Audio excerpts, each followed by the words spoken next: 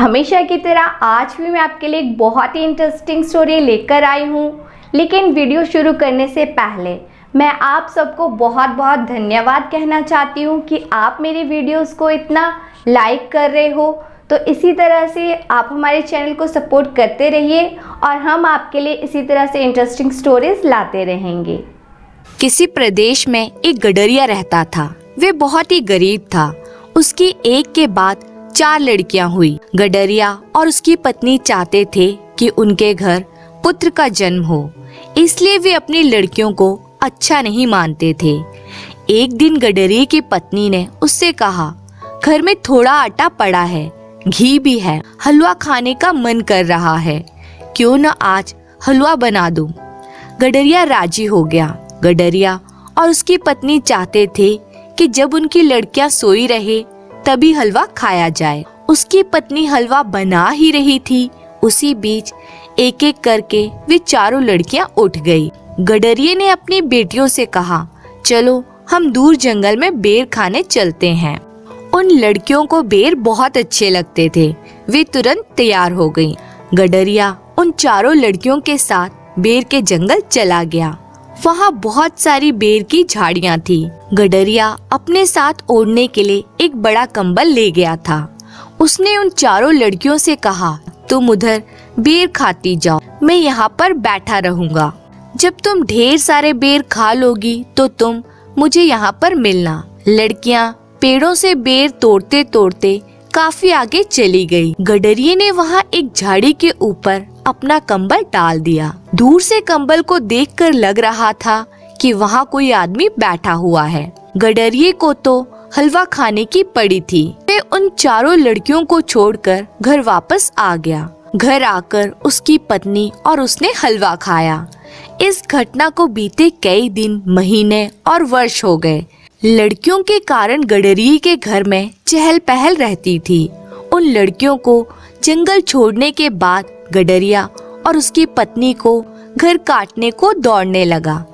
एक दिन गडरिया अपनी पत्नी से बोला, हमने अपनी मासूम बच्चियों को जंगल में छोड़कर बहुत बड़ा पाप किया है। इतने साल बीत गए, पता नहीं वे कहाँ किस हाल में होंगी। उसकी पत्नी बोली, ऐसा मत कहो, मेरा मन कहता है हमारी लड़कियां कहीं जरूर अच्छी जगह होंगी। अपनी पत्नी से विचार विमर्श कर गडरिया अपनी लड़कियों को ढूंढने जंगल चल पड़ा। वहाँ उसने आसपास के लोगों से लड़कियों के बारे में पूछा, परंतु कोई भी उनके बारे में नहीं जानता था। एक दिन बेर के जंगल में एक आदमी गडरिया को मिला। गडरिया के पूछने पर वह बोला, इस बेर के जंगल के आसपास कोई बस्ती नहीं है। यहाँ रात को खतरनाक जानवर घूमते रहते हैं। गडरिया आगे बढ़ता गया। कुछ दूर चलने पर उसे कुछ हड्डियां पड़ी हुई दिखाई दी। उसे पक्का विश्वास हो गया कि उसकी लड़कियों को जंगली जानवरों ने मारकर खाया होगा। वे रोने लगा। थोड़ी देर बाद उसे उस रास्ते में घोड़े पर सवार एक सुंदर युवती दिखाई दी। गडरिया को रोते हुए देखकर उसने पूछा, आप कौन हैं? क्यों रो रहे हो? गडरिया ने उसे पूरी बात बता दी। गडरिया की बात को सुनकर वह मुस्कुराई। वह बोली, मैं आपको एक कहानी सुनाती हूँ। युवती ने कहानी को सुनाना शुरू किया। एक बार 4 लड़कियों को उसके पिता जंगल ले गए। उन्होंने एक झाड़ी के ऊपर कंबल रखा। लड़कियां दूर से ही उस कंबल को ही अपना पिता समझती रही। उन लड़कियों ने खूब बेर खाए और कुछ अपने माता पिता के लिए भी रखे थे। जब उन्हें घर चलने का ध्यान आया तो उन्होंने देखा उनके पिता उन्हें छोड़कर जा चुके थे। उन्हें घर का रास्ता मालूम नहीं था। रात बहुत ज्यादा हो गई थी। वे जोर जोर से रोने लगे। तभी उन्हें घोड़े पर एक सवार दिखाई दिया। उन्होंने घोड़सवार को अपनी परेशानी बता दी। वे घोड़सवार बोला, मैं इस क्षेत्र का राजा। राजा ने उन चारों बहनों को घोड़े पर बिठा लिया। वे उनको अपने साथ राजमहल ले गया। उस राजा के 4 बेटे थे। उसने अपने चारों बेटों की शादी उन लड़कियों से कर दी। बेटी, मैंने भी अपनी 4 लड़कियों को जंगल में छोड़ दिया था। तुम्हारी कहानी की लड़कियों का तो राजकुमारों से विवाह हो गया। मेरी बेटियां पता नहीं कहाँ किस हाल में होंगी, वे जीवित होंगी भी या नहीं। वे लड़की बोली, आप मेरे साथ मेरे घोड़े पर बैठ जाओ, मैं आपको एक जगह ले चलती हूँ। क्या पता आपको अपनी खोई हुई बेटियों के बारे में पता चल जाए। गडरिया उस युवती के साथ घोड़े पर बैठ गया। वे दोनों एक राजमहल में पहुँचे।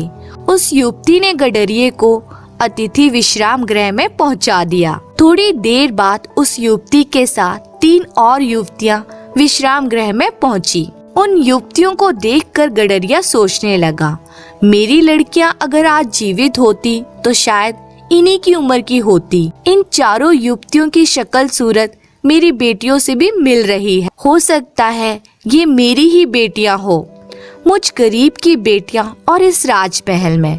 नहीं नहीं, ये मेरी बेटियां नहीं हो सकती। पिताजी, जिस हलवे को खाने के लिए आपने हमें बेर के जंगल में छोड़ दिया था, क्या वह हलवा अभी भी बचा है? सबसे छोटी लड़की की कही इस बात से गडरिया अपनी सोच की दुनिया से बाहर आ गया। मुझ गरीब की बेटियां इस महल में, गडरिये ने आश्चर्य व्यक्त किया। पिताजी, इस संसार में जो भी स्त्री या पुरुष जन्म लेता है, वह पूर्व जन्मों के कर्मों के अनुसार अपना भाग्य साथ लेकर आता है। आपने अपनी जिम्मेदारियों से बचने के लिए हमें बेर के जंगल में छोड़ दिया था, किंतु हमारे भाग्य में इस राज परिवार की बहू होना लिखा था। सबसे बड़ी लड़की बोली। गडरिया अपनी बेटियों को पाकर बहुत खुश हुआ। अपने दुष्कर्मों के लिए उसने अपनी बेटियों से क्षमा मांगी और इस तरह अपनी बेटियों को दोबारा वापस पाकर वे बहुत खुश हुआ। धन्यवाद।